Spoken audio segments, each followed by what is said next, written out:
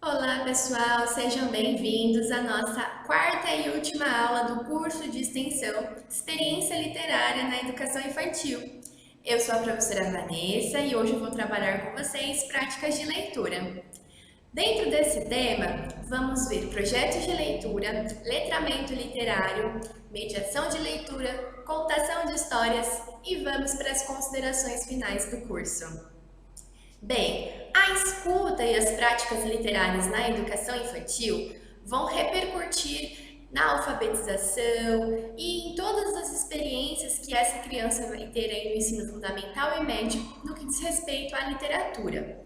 Além disso, como vimos nas funções que a literatura desperta no ser, vamos ver aí que teremos impactos positivos no decorrer aí de toda a vida dessa criança. Por isso é muito importante oferecer estímulos, experiências, compartilhar leituras e esse prazer que o contato com esses textos literários vão nos proporcionar. Bem, então na aula de hoje, né, eu quero apresentar para vocês algumas dessas práticas. É claro que podem existir outras, né? Eu trago aqui práticas que eu já trabalhei em minhas oficinas de leitura, em minhas mediações, minhas contações de história. Então é algo que eu tenho mais propriedade para falar, que eu tenho mais segurança para compartilhar com vocês. Tudo bem? Então começamos aqui pelos projetos de leitura, né? Então, o que são esses projetos? São ações contextualizadas e que têm aí vivências, temáticas específicas e alguns elementos que são, né, apresentação, objetivos, justificativa, descrição das atividades e um plano de ação.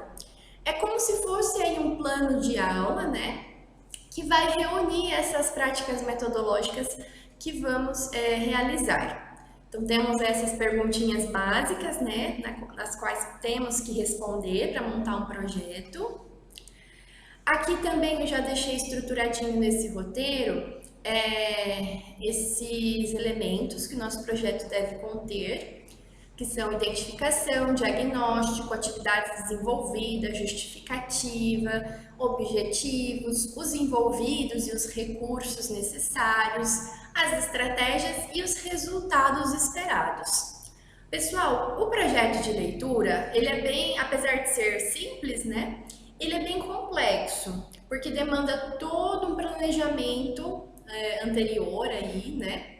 Nós precisamos verificar se é possível mesmo executar esse projeto. Então, é algo que vai demandar tempo, talvez demande recursos físicos, recursos financeiros, tá? Então, não é o tipo de atividade que a gente vai conseguir elaborar sempre, tá? O projeto, então, ele deve ser pensado aí, quando que eu posso elaborar um projeto, né? Talvez para variar aí as minhas práticas durante o ano, mas eu já quero que vocês saibam que é algo que vai demandar um pouquinho de energia da gente e que deve ser encaixado então aí nessa rotina escolar de forma que não fique tão cansativo, que não demande muito da gente, né? Então é algo que precisa mesmo ser planejado com muito cuidado.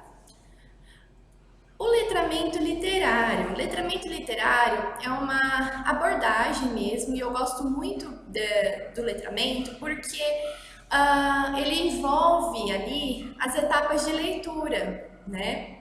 Então, a leitura a gente já tem disso, de ver a decodificação, de associar com o mundo do leitor, de chegar ali até a compreensão e depois tem o nível da interpretação. Então, o letramento ele vai passando gradativamente para esses níveis e até chegar no momento que o leitor ele vai externalizar então essa leitura, e eu acho isso muito bacana. O Hildo Cosson, quem sistematizou o letramento literário, né? E aí ele tem esse livro, Letramento Literário, Teoria e Prática, na qual ele concebe, define o que é esse letramento, que é a apropriação da escrita e das práticas sociais que estão a ela relacionados.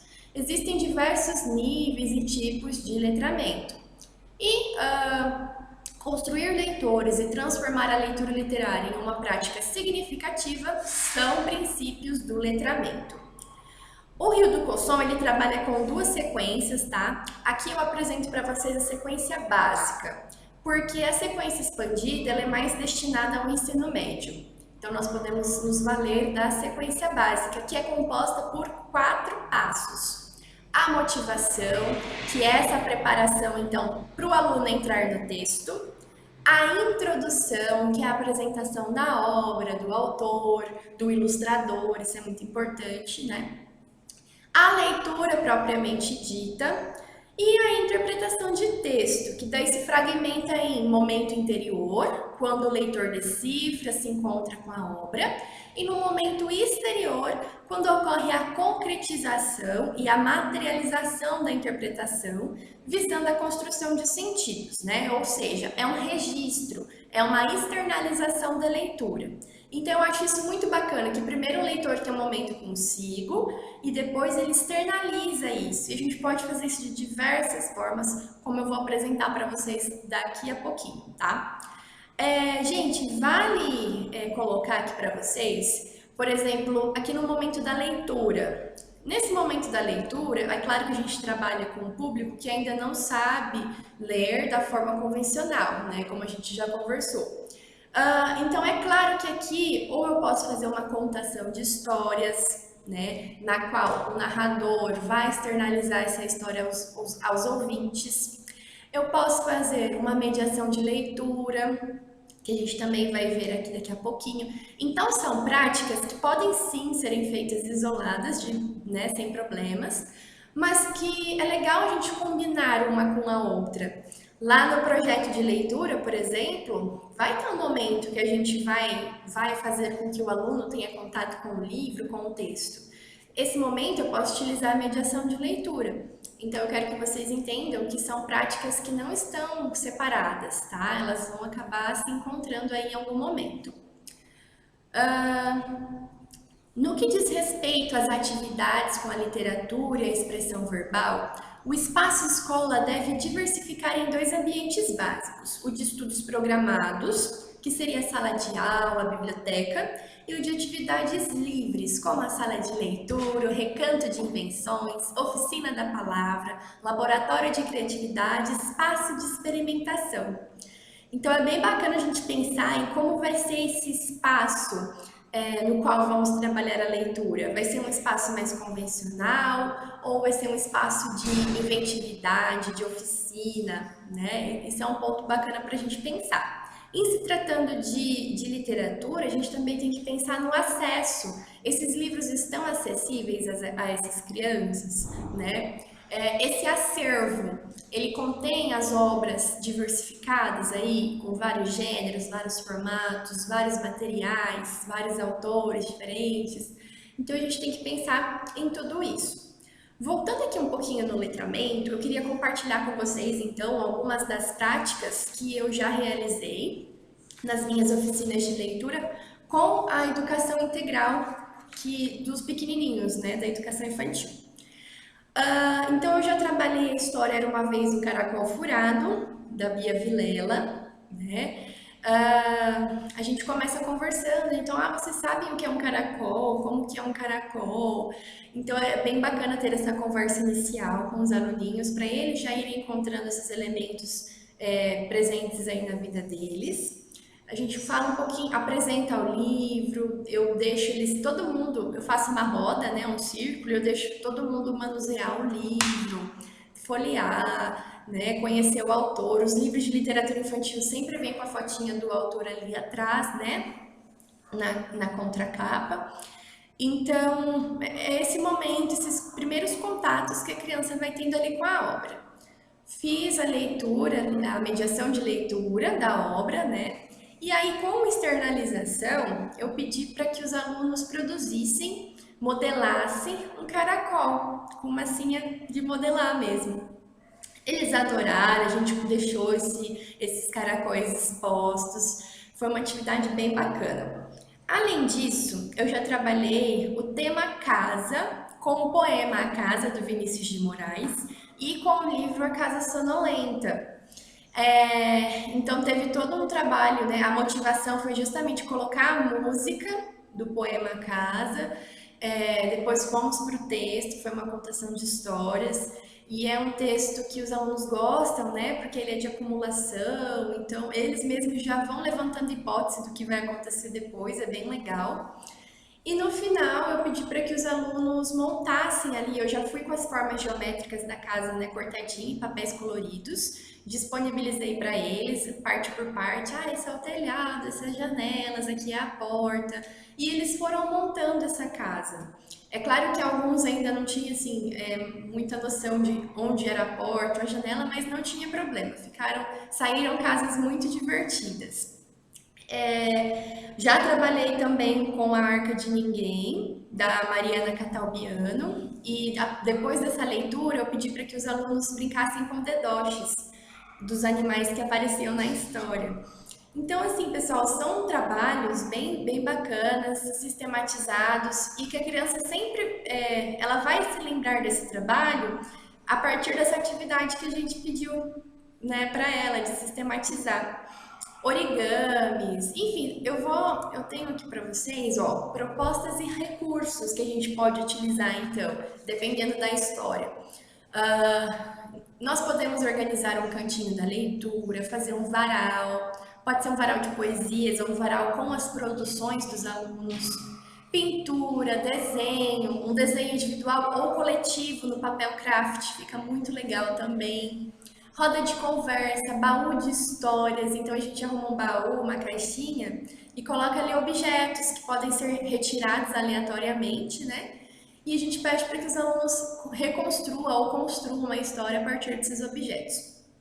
É bem legal de se fazer isso, eu já trabalhei também com baú de histórias, as crianças adoram. Leitura diária de histórias, confecção de um livro gigante, avental ou um tapete de histórias, dobraduras, modelagens com massinha, objeto real, música, dança, brincadeiras, dedoche ou fantoche, a criação ali de um novo final, dinâmicas com personagens. Então, por exemplo, e se você fosse o Chapeuzinho Vermelho, o que você faria? Ou então, que personagem você é hoje, né? Criar um mobile literário, fazer cartões sobre a história com ilustrações da criança, a sacola de leitura, que é um recurso muito bacana para integrar os pais também nesse processo. Como a gente viu, é bacana que os pais e os professores desempenhem esse incentivo, né, à leitura aí com as crianças. Fazer um piquenique, né, ou uma dramatização, que as próprias crianças vão encenar ali essa história. Então, gente, existem infinitos recursos, propostas, eu sei que vocês também conhecem outros, ou aí na prática, nas nossas conversas com outras professoras, nós podemos descobrir várias formas de tornar esse momento da leitura mais especial. A mediação de leitura, pessoal. A mediação é uma partilha, é um convite à literatura, ao diálogo, então, com o outro, consigo e com o mundo. O livro é o objeto central dessa mediação, né, que vai chegar até o leitor graças à ação do mediador, que é a pessoa que deve ter dedicação, generosidade, paciência, respeito, afetividade, gratuidade e um amplo conhecimento sobre literatura e livros. Então, para a gente executar uma mediação consistente, precisamos conhecer o contexto no qual estamos atuando, né, as condições de leitura desses leitores, precisamos dar espaço para curiosidade, para criatividade, né? Fomentar reflexão sem impor sentidos ou interpretações para essas crianças. Expor os livros aí de modo atraente, de modo a promover interações entre os participantes, ok? Sempre de modo dinâmico. E aqui, por fim, a gente chega à contação de histórias, né? Que a gente sabe que é um ato milenar, dotado de sentido, de significados, então não é uma simples leitura. É um ato que envolve vínculos afetivos. Eu gosto muito do que a Clarissa Pinkola Estes fala no livrinho chamado O Dom da História, que é essa citação que eu coloco aqui para vocês. O dom essencial da história tem dois aspectos: que no mínimo reste uma criatura que saiba contar a história e que com esse relato as forças maiores do amor, da misericórdia, da generosidade e da perseverança sejam continuamente invocados a se fazerem presentes no mundo. Então, a história é como se fosse um presente, né, que entregamos ao outro. E é um momento realmente de muita conexão, né, com o outro e de muita troca, partilha. Por isso que nós precisamos estar abertos. Então, aqui eu trago alguns autores que vão falar sobre a contação de histórias e que trazem considerações importantes. O Moraes ele diz que existem três elementos básicos que compõem a narração oral, que é o narrador, o texto e o ouvinte. Para ele, o improviso, uma boa memória, a espontaneidade e a capacidade de nos concentrarmos e abstrairmos, né, assim como o amor pelas histórias, são ingredientes imprescindíveis para o desempenho adequado do contador. A seleção e o estudo da obra, as formas de contação e a contação propriamente dita são os momentos decisivos da contação de histórias. Estudar a história não significa que devemos decorá-la, tá? O contador deve identificar os elementos principais dessa narrativa, que pode ser introdução, desenvolvimento, clímax e desfecho, ou então se valer de algumas técnicas de memorização, como fazer roteiros, resumos ou um mapa visual, né, dessa história. Eu sei de uma técnica também que nós vamos segmentando essa história primeiro em 12 partes, depois em 9, depois em 6, em 3 e em uma parte. Assim a gente vai chegando à essência da história gradualmente. Ainda no ensaio, o contador pode enriquecer a história, né? Sempre respeitando o enredo. Então, se trabalhamos com histórias autorais, a gente tem que respeitar ao máximo esse enredo e sempre referenciar o autor da história. Celso Sisto, no livro Textos e Pretextos sobre a Arte de Contar Histórias, evidencia a importância dos elementos voz, gestos, olhar, emoção, texto, adequação, corpo, espontaneidade, ritmo, clima, credibilidade, pausas e silêncios no momento da contação. Então, como vocês podem ver, a contação de histórias ela é complexa também, envolve vários elementos, né, que para quem está assistindo, às vezes passa até despercebido, né, mas faz toda a diferença aí na forma de como essa história vai ser transmitida, passada para as crianças. E para os adultos também, né, gente? Quem não gosta de uma boa contação? Moraes sustenta que pobre haverá de ser uma história repleta de técnicas que não promove encontros, que não possibilite experiências. Sendo assim, a falta de recursos não compromete a ação do contador. Então, não são os recursos, a fantasia, a encenação que garante uma boa contação de histórias, tá, pessoal? Então, às vezes, o simples, o menos é mais, ok? É importante notar que cada recurso vai ter vantagens e desvantagens aí, e vai corresponder a determinados objetivos. Então, tudo vai depender do que você quer com essa contação de histórias.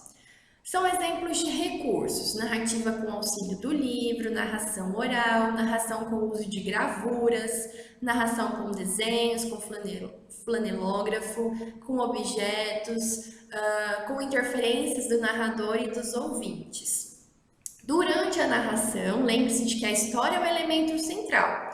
O contador deve transparecer naturalidade, entusiasmo, emoção e alegria. Após a apresentação da história, é válido ceder um espaço para que a criança compartilhe suas vivências. O Bruno Bettelheim, na Psicanálise dos Contos de Fadas, um livro bem célebre, bem famoso, né? Para quem estuda crianças, desenvolvimento infantil ou até mesmo literatura infantil, ele nos conta, né, nos fala que com relação à contação de um conto de fadas, temos que a audição do conto de fadas traz à criança ideias sobre como poderia criar ordem a partir do caos que é a sua vida interior. Ainda segundo Bettelheim, ao contar histórias de fadas é sempre melhor seguir a indicação da criança.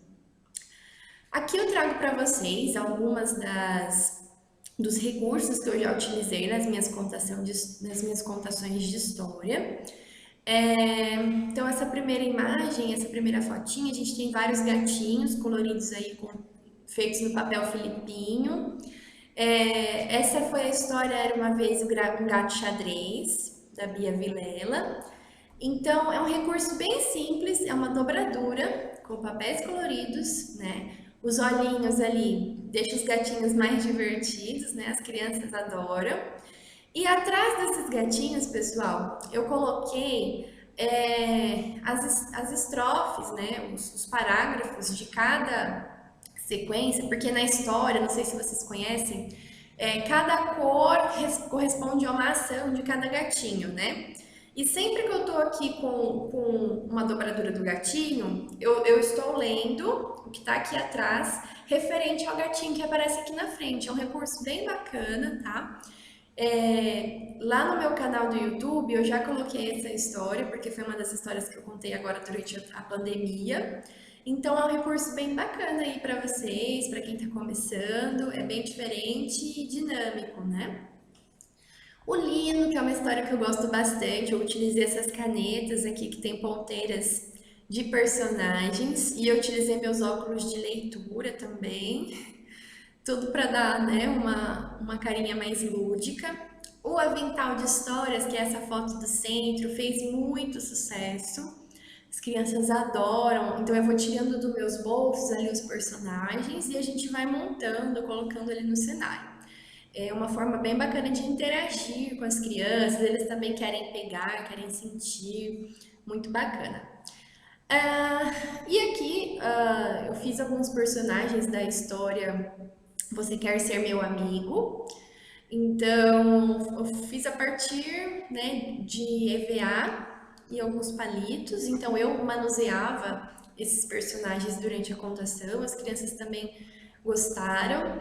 E eu contei essa história quando estava começando o ano letivo. Então, foi bem bacana porque as crianças ainda estão se socializando, né? E a temática da história possibilitou a reflexão sobre amizade e tudo mais. Pessoal, eu chego então às nossas considerações finais. Eu sei que esse vídeo ficou um pouquinho longo, né?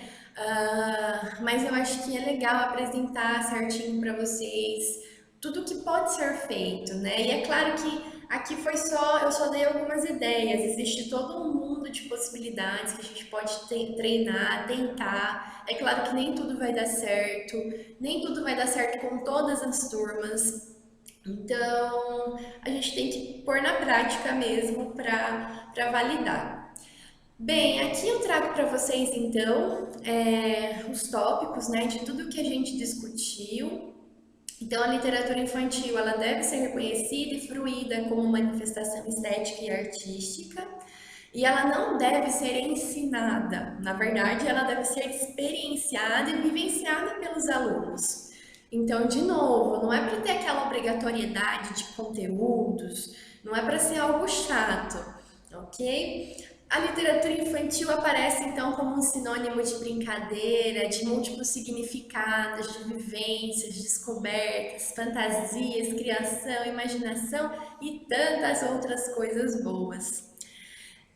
Os sentidos das linguagens literárias podem ser aprendidos pelas crianças desde que conduzidos com sensibilidade estética e criatividade.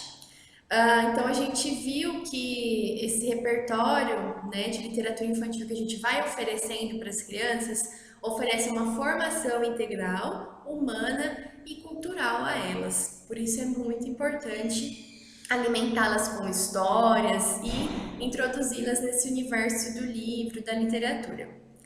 O livro infantil deve ser concebido como objeto de arte, detentor da arte verbal e visual. Dada a natureza híbrida das obras destinadas à infância, é fundamental considerar a experiência estética resultante da interação dessas duas linguagens. Então, pessoal, as ilustrações podem nos contar muito, né? Vão agregar sentidos aí ao que está no texto. Por isso que é importante sim trabalharmos as ilustrações, darmos um tempinho para que as crianças possam vê-las, analisá-las, apreciá-las também. E pais e professores exercem grande influência pelo gosto da leitura. Brincar, cantar, contar, ler com muita poesia, afeto e acolhimento sempre. Trabalhar em literatura infantil de forma eficaz na primeira infância garante a formação de futuros leitores críticos, criativos e sensíveis.